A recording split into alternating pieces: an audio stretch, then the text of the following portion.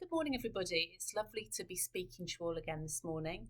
I'd like to say a big good morning to all of you who are watching this from home, and also a big good morning to everyone who's sitting in school and starting the day together. So, as you know, our school value this half term is forgiveness. We've done several collective worship sessions on this value, and yesterday opened the book. Did a nice enaction of a Bible story that promotes this value. Today, then, we're going to be thinking about forgiveness, and we're going to be looking at this value not only in the context of the Christian religion, but in other religions and faiths around the world. So, first of all, what is forgiveness? We've talked about it a lot already, but let's just have a quick recap. Has anyone ever said something to you that has made you feel really sad and has really hurt your feelings? I'm sure we can all think of an example of that happening to us. How did it make you feel? Often, when we're treated badly, we want to get our own back on the person who's done us wrong. That's a completely natural, normal human reaction. However, forgiveness is when we stop feeling angry or resentful towards someone for something that they've done to us. So we stop that negative feeling. Many world faiths value forgiveness and encourage others to forgive. So let's just go through what some other faiths say about the value of forgiveness. The Quran says, "Whoever forgives and amends shall have his reward from Allah." And as we know in the Bible, Jesus taught his followers to forgive a person 70 times 7 times. That's 490 times. The Talmud says it's cruel not to forgive. And the Sikhs' holy text says, this is a beautiful quote, "Where there is forgiveness, there is God." So how can forgiveness be a good thing? As I said at the beginning, it's natural if someone has done something to hurt us to feel resentful. It's hard to forgive them. So how can forgiveness feel good? The Buddha said, holding on to anger is like grasping a hot coal with the intent of throwing it at someone else, but you are the one that gets burned. Another person put it like this: holding a grudge against someone is like drinking poison and expecting the other person to die. This means that forgiving someone is good for the person giving forgiveness. Now, there's a famous story about somebody called Rachel Friedman, which I'm just going to tell you now. A lady called Rachel Friedman was having a party to celebrate her upcoming wedding. While they were having fun, one of Rachel's friends pushed her into a swimming pool.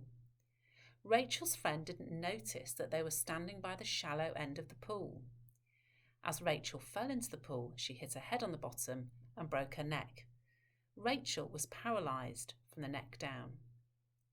Although Rachel will never walk again, rather than holding on to that anger, she chose to forgive her friend. And there's another story that I'd like to tell you about forgiveness. Corrie ten Boom. Corrie ten Boom was a very brave lady who helped protect Jewish people during the Second World War in the Netherlands. Corrie and her family were arrested and sent to a prison camp. While they were there, Corrie's sister Betsy became ill and died. Years after the war had ended, Corrie, a Christian, was preaching at a church. At the end of the service, a man approached Corrie. He had been a guard at that prison and he wanted forgiveness. Again, it would have been very easy for Corrie to hold on to that anger, hurt, and devastation that she must have felt. But instead, she chose to shake the man's hand and she forgave him. And another one, the Vietnamese War. In 1972, a 9-year-old girl called Kim Phuc was caught in bombing raids during the Vietnamese War.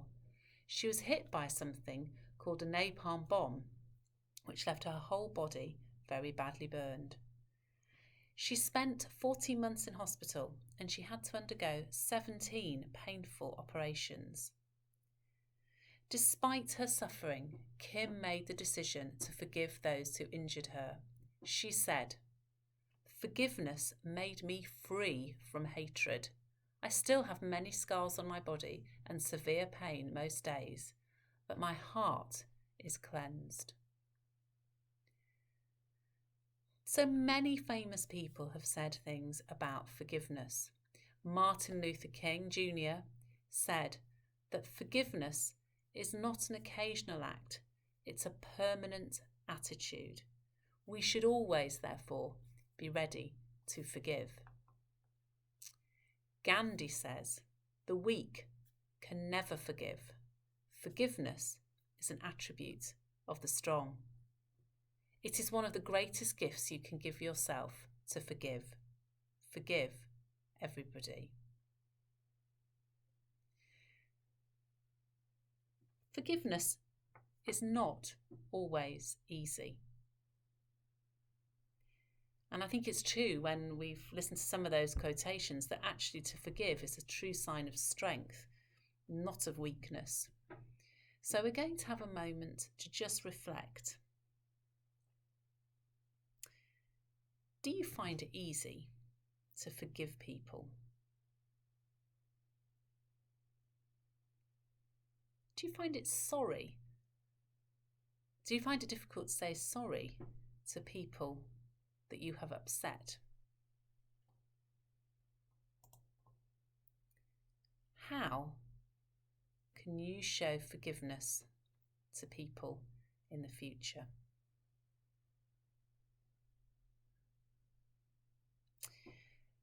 Now we're going to say a prayer.